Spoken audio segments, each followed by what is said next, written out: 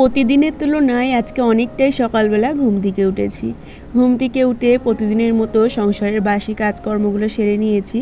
আর খুকিমার তো এখন পরীক্ষা চলছে, খুকিমাকে রেডি করিয়ে স্কুলে পাঠিয়ে দিয়েছি। তো তারপরে তাড়াহুড়ো করে দেখো চলে এসেছি রান্নাঘরে এসে হাঁড়ি কড়াইয়ের গায়ে মাটি লাগিয়ে এদিকে দেখো উনুনটা ধরিয়ে ভাতটা বসিয়ে দিয়ে আমি গেছিলাম চাল আনতে। চালটা ধুয়ে নিয়ে এসেছি আর সাথে ঘটিতে করে ডালও দিয়ে দিয়েছি। আর এসে দেখছি না উনুনটা নিভে গেছে। তো খুকিমার বাবাকে বলেছিলাম যে উনুনটা তো ধরিয়ে দিয়ে এসেছি, কিন্তু জানি না কতক্ষণ জ্বলবে। তো এসে দেখছি যে খুকিমার বাবা উনুনটা ধরিয়ে দিচ্ছে। তো তোমরা সবাই জানো যে প্রত্যেক দিন যখন আমরা রান্না করি তো মা হচ্ছে ভাতটা জ্বালিয়ে নামিয়ে দেয়, পাতা দিয়ে ভাতটা জ্বালিয়ে নামিয়ে দেয়, তারপরে আমরা আস্তে আস্তে রান্নাটা করি। আর মা যেহেতু পাতা দিয়ে আর কি ভাতটা করে দেয়, তো সেই কারণে পাতার আগুনটা উনুনের মধ্যে থাকে। পরে আমরা খড়ি ধরিয়ে আস্তে আস্তে রান্নাটা করি, উনুন নেবে না। কিন্তু এখন মা হচ্ছে বাড়িতে নেই, কদিন হলো বেড়াতে গেছে। আর প্রথমে এই খড়ি ধরালে না উনুনটা কিছুতেই ধরতে চায় না, নিভে যায় বারবার। তাই খুকিমার বাবা উনুনটা ধরিয়ে দিয়েছিল। তো তারপরে দেখলে ভাতটা বসিয়ে দিয়ে চলে গেছিলাম টাইম কলে জল আনতে। তো টাইম কল অনেকটাই সকালবেলা জল চলে এসেছিলো। তো বালতিতে করে প্রথমে জল নিয়ে এসে ভাতটা বসিয়ে দিয়েছিলাম। তো ভাতটা বসিয়ে দিয়ে আবার চলে গেছিলাম জল আনতে রান্নাবান্নাগুলো করার জন্য। তো দেখো এদিকে ভাতটা আমার হয়ে গেছে। এখন আমি আস্তে আস্তে যেই বাদ বাকিগুলো রান্নাগুলো রয়েছে তো সেইগুলো করে নেব। আর তোমাদেরকে তো বলাই হলো না আজকে তাড়াহুড়ো করে রান্না করছি কেন, কারণ আজকের দিনটা হচ্ছে সোমবার। আর তোমরা সবাই জানো এখন শ্রাবণ মাস চলছে। তো প্রতি সোমবারেই তো আমি ভোলানাথের মাথায় জল ঢালি, আমার বাড়িতে যে ভোলানাথ রয়েছে তো সেই ভোলানাথের পুজো করি। তো প্রত্যেক বছরই শ্রাবণ মাসে মন্দিরে যেতাম পুজো করতে, কিন্তু এই বছর তো আর হয়ে উঠছে না, এই বছর সম্ভব নয়। তো সেই কারণে এই বছর বাড়িতেই আমি পুজোটা করছি। আর বললাম ওই যে খুকিমার পরীক্ষা চলছে, খুকিমা স্কুলে গেছে, তাই চেষ্টা করছি খুকিমা স্কুল থেকে আসার আগে সমস্ত রান্নাবান্নাগুলো করে নিতে। কারণ ও স্কুল থেকে আসলে তারপর ওকে খাইয়ে স্নান করে আমি পুজোটা করে নেব। আর এই টাইমে তো বেশিক্ষণ না খেয়ে থাকাও ভালো না। তো সেই কারণেই আরও তাড়াহুড়ো করছি যাতে সকাল সকাল সমস্ত কাজগুলোকে সেরে নিতে পারি, নিয়ে সকাল সকাল আমি পুজোটা করে নিতে পারি। তো এই যে দেখো বন্ধুরা এদিকে রান্না করে নিচ্ছি, ভাতটা তো নামিয়ে নিয়েছি। এখন করছি পুঁই শাকের তরকারি, আর ঘটিতে করে ডাল দিয়েছিলাম, আর ভাজাভুজি করেছি। ভাজাভুজিগুলো হয়ে গেছে, তো ওইগুলো তোমাদেরকে দেখানো হয়নি। তো চলো পুঁই শাকের তরকারিটা করতে করতে আমার পরিচয়টা তোমাদেরকে দিয়ে দিই। নমস্কার আমার প্রিয় পরিবার, কেমন আছো তোমরা সবাই? আশা করি ভালো আছো। তোমাদের আশীর্বাদ ও ভালোবাসায় আমি এবং আমার পরিবারের প্রতিটা মানুষ খুব ভালো আছি। অন্নপূর্ণা লাইফস্টাইলে নতুন একটা ভিডিওতে তোমাদেরকে জানাই অনেক অনেক স্বাগত আর আমার অনেক ভালোবাসা। নদিয়া জেলার ছোট্ট একটি গ্রাম থেকে আমি পলি আজকেও নিয়ে চলে এসেছি নতুন একটা সুন্দর ভিডিও। আশা করছি আমার আজকের ভিডিওটাও তোমাদের অনেক ভালো লাগবে।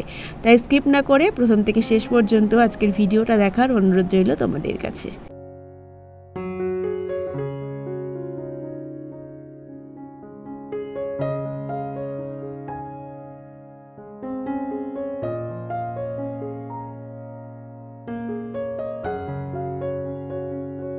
পুঁই শাকের তরকারি করার জন্য সমস্ত সবজিগুলোকে ভালো করে ভেজে নিয়েছি।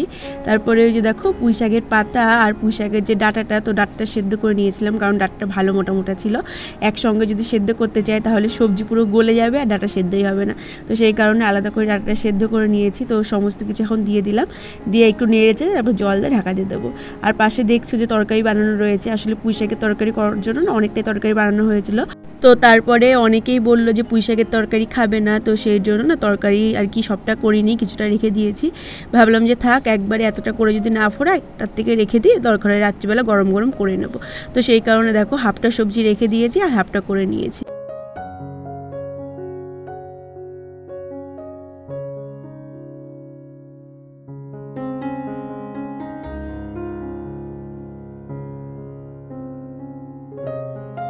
তরকারিটা বসিয়ে দিয়েছি, আর রান্নাটা যত তাড়াহুড়ো করে করতে চাইছি ততই না লেট হয়ে যাচ্ছে, কারণ বারবার শুধু নুনটা নেমে যাচ্ছে। তো যাই হোক করে করছি। তো ওইদিকে তরকারিটা বসিয়ে আর কি চাপা দিয়ে রেখে এসেছি আস্তে আস্তে হোক। আর এদিকে দেখো ফ্যানটা ফেলে দিলাম, ওই গরুর যে বালতিটা রয়েছে তো ওই বালতির মধ্যে ফেলে দিয়ে আসলাম, পরে আর কি নিয়ে যাবে। আর এদিকে দেখো এখন ভাতের হাঁড়ির থেকে আর কি ভাতটাকে বেড়ে নেবো। ভাতটা বেড়ে সসপ্যানের মধ্যে করে রেখে দেবো। তো এখন যেহেতু ভাতটা গরম রয়েছে, তো খুকিমার বাবা একটু পরে এসে ভাতটা নিয়ে ওই ঘরে আর কি বক্সের মধ্যে রেখে দিয়ে আসবে।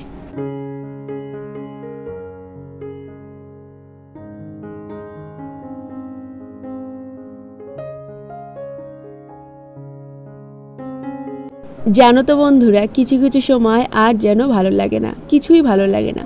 কারণ এই প্রেগনেন্সি জার্নিতে একটা মেয়ের মধ্যে কিন্তু শারীরিক এবং মানসিক অনেক পরিবর্তন হয়। আর এই পরিবর্তনগুলো মেনে নেওয়াটা না অতটা সহজ নয়।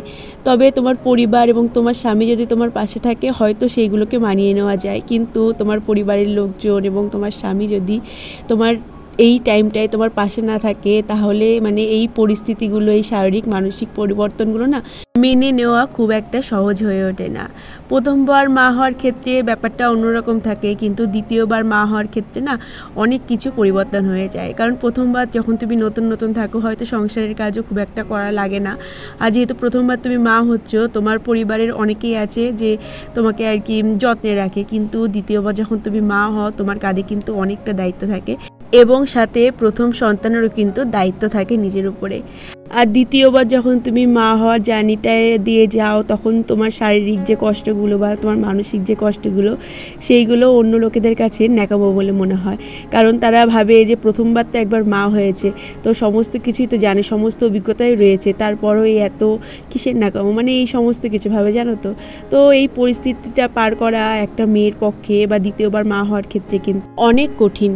তবে জানো তো বন্ধুরা, এই সমস্ত কিছুকে কাটিয়েও, এই যে শারীরিক মানসিক কষ্ট, এই সমস্ত কিছুকে কাটিয়েও নিজের শরীরের মধ্যে যখন ছোট্ট প্রাণটার উপস্থিতি অনুভব করা যায় না, তখন মনে হয় কি এই সব শারীরিক মানসিক কষ্ট কিছুই না।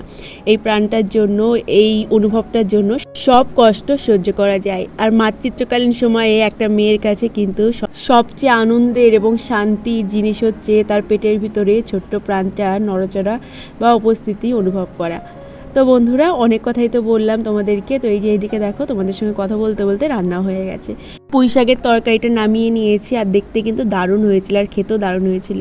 আর ওইদিকে করেছি হচ্ছে আলু ভাজা, তারপর হচ্ছে তোমার মিষ্টি কুমড়ো ভাজা, পাঁপড় ভাজা আর ডালটা উনুনেই ছিল, এই কারণে তোমাদেরকে দেখানো হয়নি। তো তারপরে রান্নাবান্নার পর সবাইকে খেতে দিয়েছিলাম।